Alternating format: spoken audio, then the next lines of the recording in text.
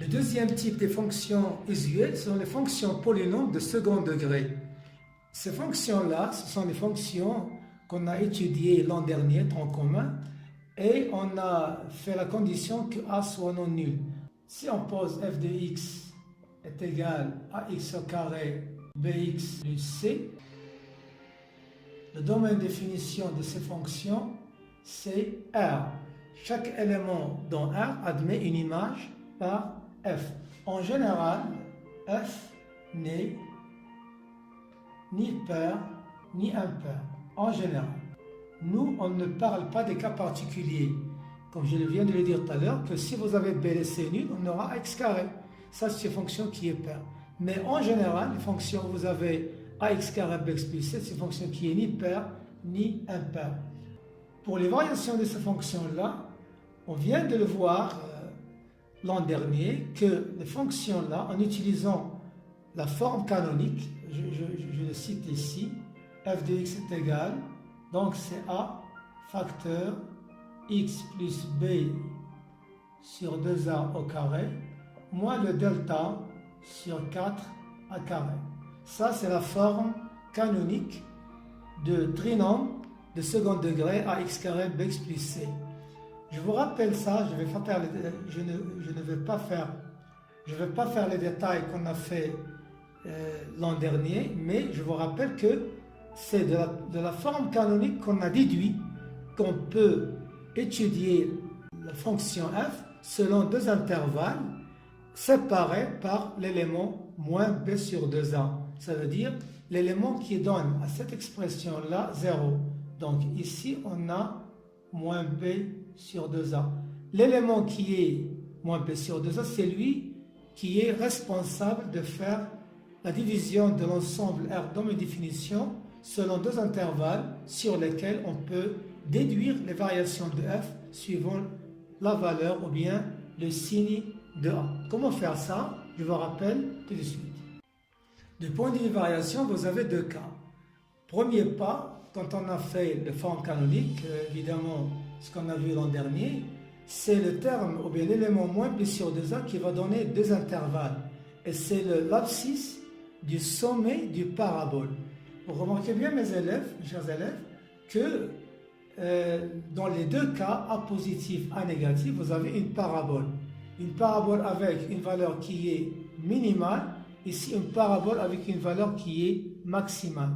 Donc, pour A positif, vous avez le moins b sur 2a, son image, et vous avez ici moins l'infini, moins b sur 2a, fonction qui est décroissante, l'autre croissante.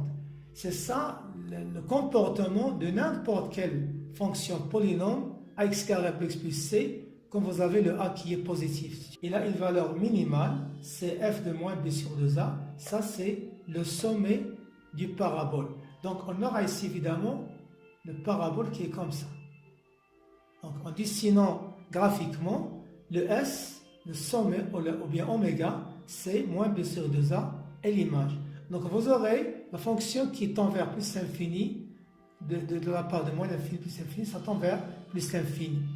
Pour le cas où vous avez A négatif, évidemment c'est le contraire, donc la fonction sur moins l'infini, moins b sur 2a, elle est croissante, moins b sur 2a plus l'infini, elle est décroissante, et vous avez la parabole comme ceci.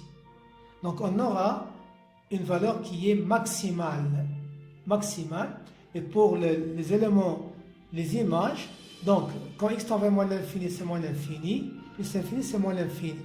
Donc le comportement de ces fonctions-là, les fonctions polynômes de second degré, ax carré plus c, ce sont des paraboles, donc n'importe quel cas, A positif, A négatif, mais il faut faire attention que la clé du commencement de l'étude de fonction, c'est de calculer moins b sur 2a. C'est ça le départ.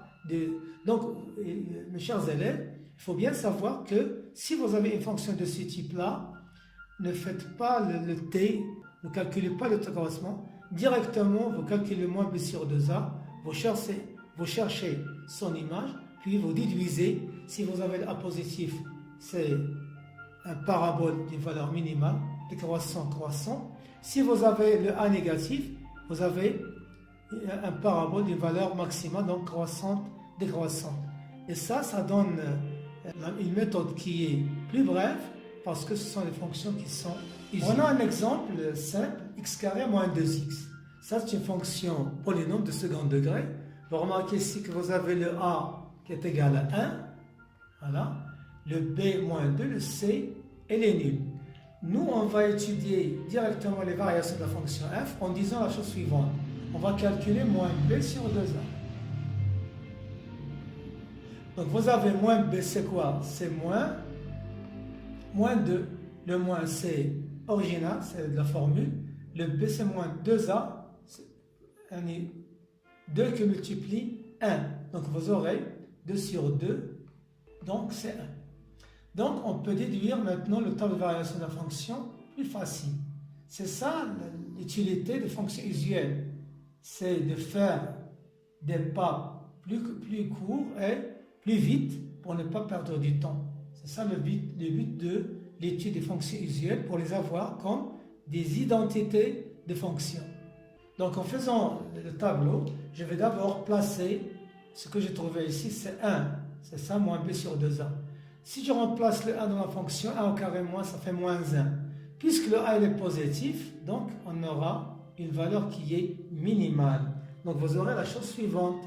Ici, vous avez une fonction qui est décroissante, puis croissante. Donc, pourquoi j'ai déduit ça? Parce que on a le a qui est positif. Donc le a ici est égal à 1 qui est positif. Donc, pour les variations de la fonction f, on a plus l'infini, une parabole, plus l'infini jusqu'à la valeur qui est minimale, puis plus l'infini. Comment on peut dessiner ça? D'abord, quand on prend un repère orthonormé, la première des choses, on va choisir une échelle pour le repère, une échelle bien précise, Donc, d'abord, on va placer le nombre ou bien le sommet du parabole. Le parabole, il est là. Vous le voyez bien, il est là. Voilà, c'est le parabole. Donc, la première des valeurs, c'est la valeur qui est 1 moins 1. Donc, 1 moins 1, c'est ça. Voilà. Donc, c'est ça oméga. C'est ça la valeur, ou bien le minimum de la fonction 1 moins 1. Avant de... Donc, si je veux maintenant dessiner le parabole, c'est facile. Elle est là, c'est comme ça. Donc, je peux le faire comme ça. Mais, c'est mieux de préciser quelques détails. Ça veut dire de voir quelques points. Donc, vous pouvez prendre des valeurs, chercher l'image de 1, l'image de 0, l'image de moins 1. Mais, au moins, il faut déterminer les points de rencontre du graphe CF avec les axes des abscisses et l'axe des ordonnées. Donc, on peut le faire. Donc, pour déterminer l'intersection de la fonction f avec l'axe des abscisses, il suffit de déterminer les solutions de l'équation f de x est égal à 0. Pourquoi? Parce qu'on cherche les points qui sont intersection de C de f, le graphe, avec l'axe des abscisses. L'axe des abscisses, les points de OX sont de la forme x0. Donc, y c'est 0, on cherche les x. Donc, si on remplace x carré f de x par sa valeur, on aura ça. Ça, c'est une équation de second degré. On peut faire déterminant. Ici, ce n'est pas la peine. Je peux factoriser par x et j'obtiens la chose suivante. Donc, x est égal à 0, bien x est égal à 2. Donc, quels sont les points de rencontre? Ce sont les points x est égal à 0, donc 0, 0, donc c'est le point qui est là. X est égal à 2, ça veut dire 2, 0, 1, 2. Voilà, le deuxième point. Ça, c'est 2. Et puisque je sais que le graphe de f c'est une parabole qui est ici, vous le voyez bien dans le tableau de variation. Voilà, elle est là, voilà, elle est là, voilà, parabole. Donc, je vais le dessiner ici. Donc, la valeur minimale, c'est 1 moins 1. Et puis, vous avez l'axe de symétrie de ce graphe, c'est qui passe par 1. Ça veut dire qu'il est là. Voilà. Ça, c'est l'axe de symétrie de parabole. Donc, je peux dessiner facilement maintenant en faisant ça. Donc, parabole, passant par le point de rencontre. Et l'autre partie, comme ça. Et c'est fini. Ça, c'est y égale à f de x, et c'est le graphe de la fonction f qui est une parabole.